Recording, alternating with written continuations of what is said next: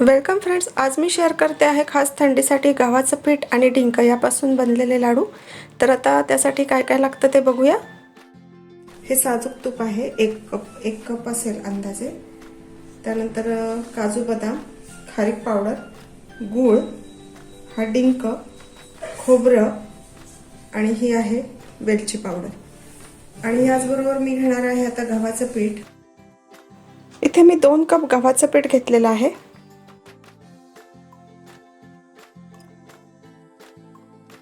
आता या पिठामध्ये 1 चमचा तेल आणि 1 चमचा मीठ असं घालून पीठ भिजवून घ्यायचं आहे। आपण नेहमीची पोळ्यांची किंवा चपात्यांचं पीठ मळतो त्या पद्धतीनेच पीठ मळायचं आहे, फक्त हे पीठ थोडंसं घट्ट ठेवायचं आहे। आता ह्याच्यामध्ये 1 चमचा तेल घालून हे पीठ थोडंसं मळून मी झाकून ठेवून देते। पीठ भिजेपर्यंत बाकीची तयारी करून घेऊया। इथे आता हा जो डिंक आहे त्याची मी मिक्सरवरती पूड करून घेणार आहे, म्हणजे तो चांगला तळला जातो।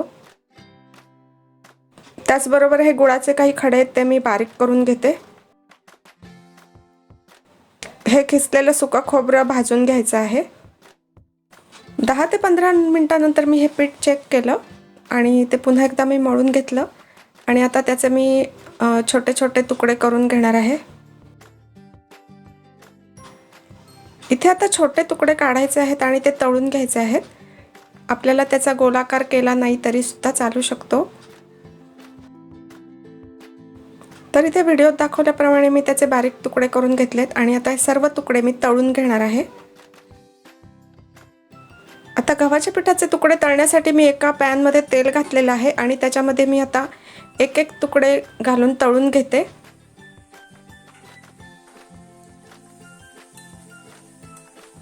हे गव्हाच्या पिठाचे तुकडे लो टू मीडियम फ्लेम वरती तळायचे आहेत, म्हणजे ते आतमध्ये कच्चे राहणार नाहीत। अशा प्रकारे चांगले खमंग ब्राऊन रंगावरती हे तुकडे तळून घ्यायचे आहेत। आता हे तुकडे तळून झालेले आहेत ते मी काढून घेते। याच पद्धतीने आता सर्व तुकडे मी तळून घेणार आहे।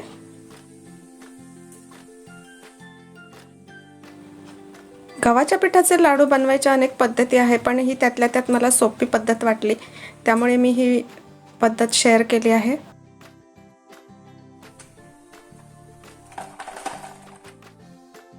आता इथे सर्व तुकडे तळून झालेले आहेत, पण मी ते थोडेसे थंड करणार आहे। अर्ध्या तासानंतर मी आता त्याची मिक्सरवर चांगली बारीक पावडर बनवणार आहे।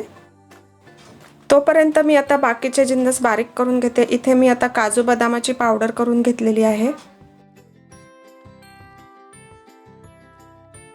आता हे डिंकाचे जे खडे आहेत त्याची मी पावडर करते।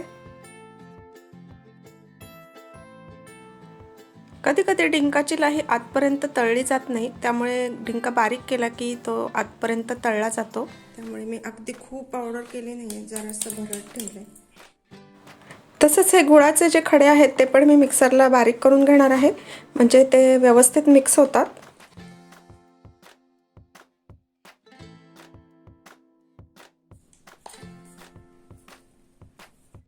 इथे आता ही डिंकाची पावडर जी आहे ती तळून घ्यायची आहे। इथे तापलेल्या तेलामध्ये मी डिंकाची पावडर थोडी थोडी चमच्याने टाकणार आहे। आता इथे डिंकाची लाही चांगली फुललेली आहे, ती मी काढून घेते।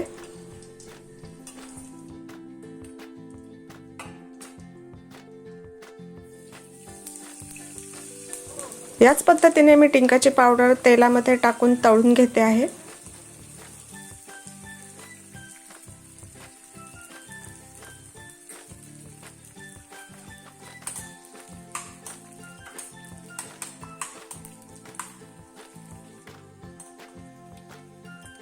इथे आता हा डिंक चांगला फुलून आलाय आणि त्याचा ब्राऊन रंग पण आलाय, तर मी आता तो काढून घेते।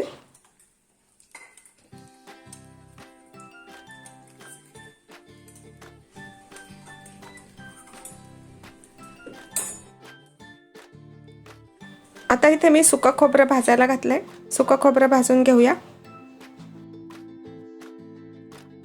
आता हे खोबरं पण ब्राऊन रंगावर येईपर्यंत भाजून झालेलं आहे, ते थंड करून घ्यायचं आहे।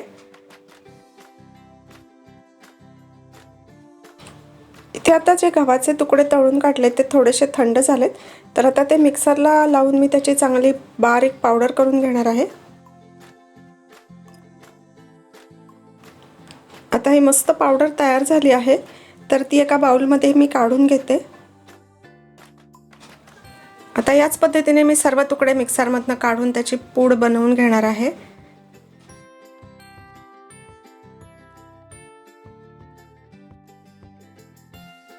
तर फ्रेंड्स, आता ही सगळी पूड तयार झालेली आहे। आता ह्या पूडमध्ये आपल्याला सर्व जिन्नस मिक्स करायचे आहेत। इथे आता मी भाजलेलं खोबरं जे आहे ते हाताने चुरून घालते।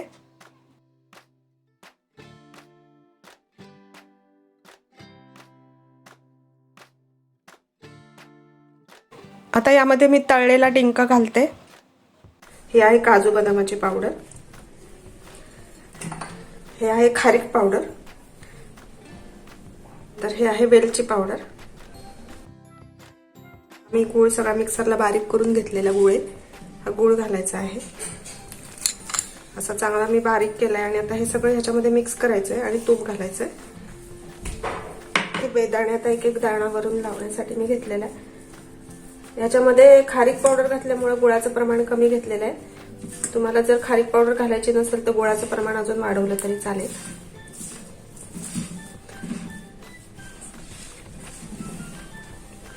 तर ह्याच्यामध्ये मी हे तूप घालते। इथे आता साजूक तुपाचा वापर सरळपणे करावा लागतो। जोपर्यंत लाडू बांधले जात नाहीत, म्हणजे बाइंड होत नाही, तोपर्यंत आपल्याला ह्याच्यामध्ये तूप घालत राहायचं आहे। इथे मी अजून थोडं तूप घातलेलं आहे। डिंक, खारीक, खोबरं हे सर्व पचायला जड आहेत, पण त्यामध्ये चांगल्या पद्धतीने तूप घातलं तर हे पचायला सोपे जातात। त्यामुळे इथे तुपाचा भरपूर वापर करायचा आहे। आणि हे सर्व पदार्थ उष्ण असल्यामुळे त्याला त्या प्रमाणात तूपही आवश्यक असतं। आता इथे एक बेदाणा लावून मी हा लाडू वळायला घेतलेला आहे। दोन्ही हातांनी घट्ट असं ते मिश्रण दाबून लाडू बनवायचा आहे। पहा काय सुरेख लाडू बनलेला आहे, तुम्ही इथे बघतच असाल।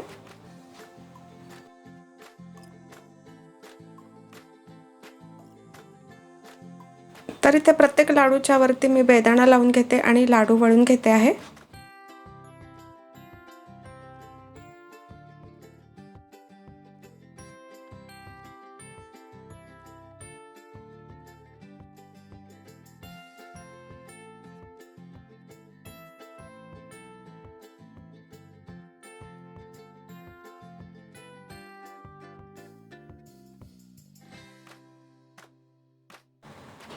आता हे लाडूचं मिश्रण पुन्हा थोडंसं कोरडं झालंय, त्यामुळे मी त्यामध्ये पुन्हा थोडंसं तूप घालते आहे, म्हणजे की ते लाडू चांगले वळले जातील।